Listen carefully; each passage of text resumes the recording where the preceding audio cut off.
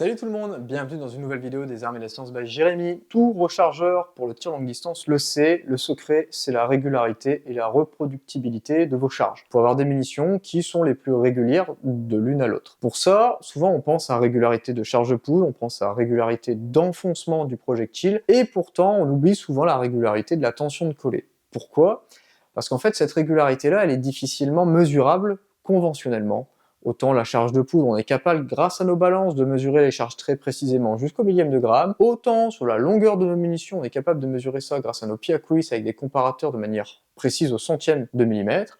Donc ça, on a l'habitude de le faire. Autant la tension de coller, ça c'est un truc qu'on a du mal à mesurer. Souvent on se dit, voilà, ma tension de coller, c'est 2 millièmes de pouce. C'est par exemple la différence entre la taille de mon bushing et la taille de ma balle montée. Pour ceux qui ne connaissent pas comment fonctionne la tension de coller, il y a une vidéo que j'ai faite là-dessus, le lien est en description, sur voilà, comment on détermine la tension de coller de manière mathématique. Là aujourd'hui, ce que je vous propose, c'est en fait d'aller plus loin dans cette notion de régularité de tension de coller, parce qu'elle ne dépend pas uniquement de cette différence de diamètre, elle dépend de bien d'autres éléments. Et donc, je vais donner un exemple. D'habitude, quand on recharge avec des jeux d'outils Wilson, on utilise ce genre de presse conventionnelle. Alors celle-ci, c'est une Sikoniani qui me suit depuis des années, et elle permet en fait, quand on siège, d'avoir un bras de levier qui est un petit peu plus petit qu'une grosse presse qu'on met sur les grosses presses pour recalibrer, et ça permet d'avoir un meilleur feeling. Et on est capable de se rendre compte, tiens, celle-ci, elle s'est enfoncée toute seule. Ah, celle-ci, elle a été vachement plus dure que les autres. Et donc de pouvoir écarter certaines munitions qui nous semblent un petit peu foireuses. Pourquoi, on ne sait pas trop, mais en tout cas, elles nous paraissent suspectes. Donc on est capable de les écarter. Mais ça, c'est au feeling. Et le problème du feeling, c'est que d'un individu à l'autre, c'est assez compliqué de vraiment pouvoir faire ça de manière quantifiable. Et on remercie tous les partenaires pour leur soutien et leur confiance, c'est grâce à eux que toutes ces vidéos sont possibles. Et en fait, c'est là qu'arrive l'hydropresse, qui est à ma gauche, qui est donc une presse qui a été faite par 21 Century, par Pete, que je salue au passage, parce qu'il m'a envoyé la presse en mode express.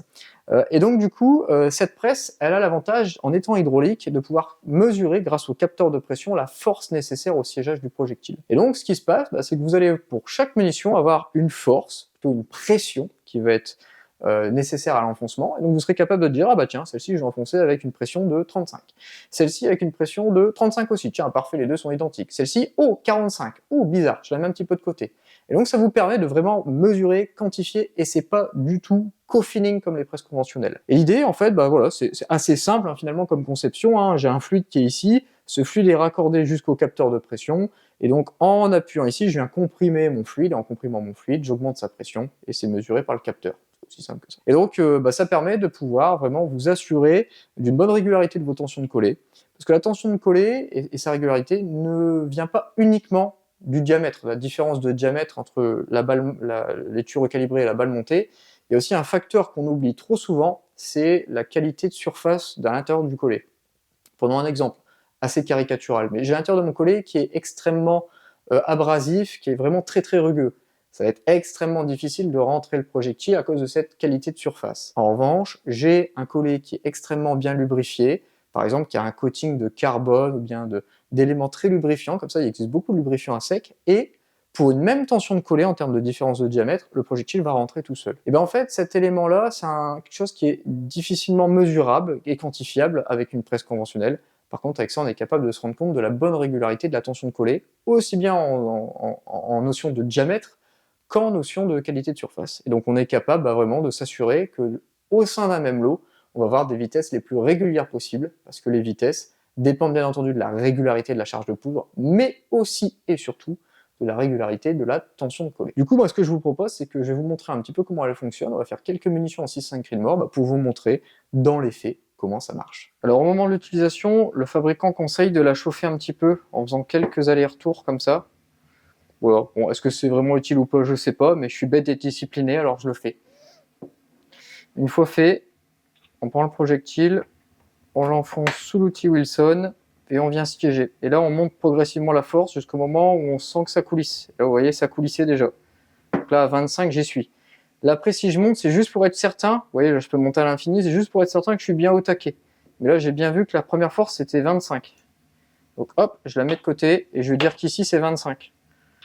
Donc après, toutes les autres que je vais faire, en fonction de si c'est au-dessus ou en dessous, je vais pouvoir... Regardez, hop, ça s'est arrêté à 25. Hop, celle-ci aussi, c'est une 25. Donc là, je fais ma colonne des 25. Donc là, on va en refaire une, doucement, tranquillement. Et hop, vous voyez, bon là c'est 23 grosso modo où je me suis enfoncé. Hop, je la mets de côté, donc là je la mets à gauche. Tac, ça c'est ma 23. Allez, la suivante. Pouf, pile poil 25. Donc hop, elle va rejoindre les copines. 25. Ah, regardez celle-ci. À 30, elle n'est pas encore enfoncée. Ah, celle-ci, elle a été à 30. Donc celle-ci, je la mets de côté. Celle-ci, je la mets là. Hop.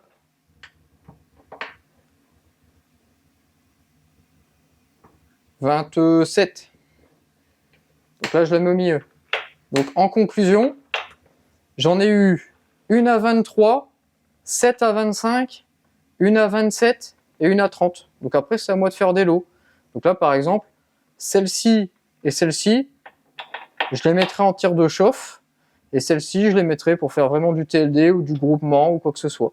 Et comme ça vous permet, alors là c'est un petit lot, hein, j'ai fait que 10 munitions, mais au moins sur un lot de 50 ou 100 munitions, vous êtes capable de faire des paquets de 20, 30 cartouches qui sont très uniformes. Donc voilà, c'est le moment de la conclusion. Alors moi je suis vraiment très content de cette presse, ça m'a permis vraiment d'améliorer mes régularités de vitesse, j'ai vraiment vu la différence grâce à cet élément-là. Je trouve toutefois qu'elle a un petit défaut, comme ça on est en toute transparence. Le petit défaut, c'est qu'en fait, je trouve que le plateau est un peu trop petit. Quand on vient appuyer un peu fort, vous voyez, elle a tendance toujours à basculer. Donc en fait, j'aurais préféré que le plateau soit un petit peu plus dans la longueur. Parce que là, en l'occurrence, on est toujours obligé, dans la cinématique, d'avoir la deuxième main qui vient tenir pour pouvoir appuyer, pour éviter d'avoir le basculement. Je trouve ça un petit peu dommage pour une presse à ce prix-là, de ne pas avoir un élément qui est un petit peu plus stable à l'utilisation. Mais sinon, ça fonctionne bien, c'est aussi rapide qu'une presse conventionnelle à colonne, on est capable d'avoir nos tensions de coller de manière très facilement visible. Bref, ça marche aussi bien pour des petits calibres que des gros calibres, hein, parce que la tige est tellement haute que là on peut très largement mettre un siégeur pour du 338 la Lapua Magnum, même des Shaitak, hein, parce que vu la longueur, là on est capable d'avoir des monstres.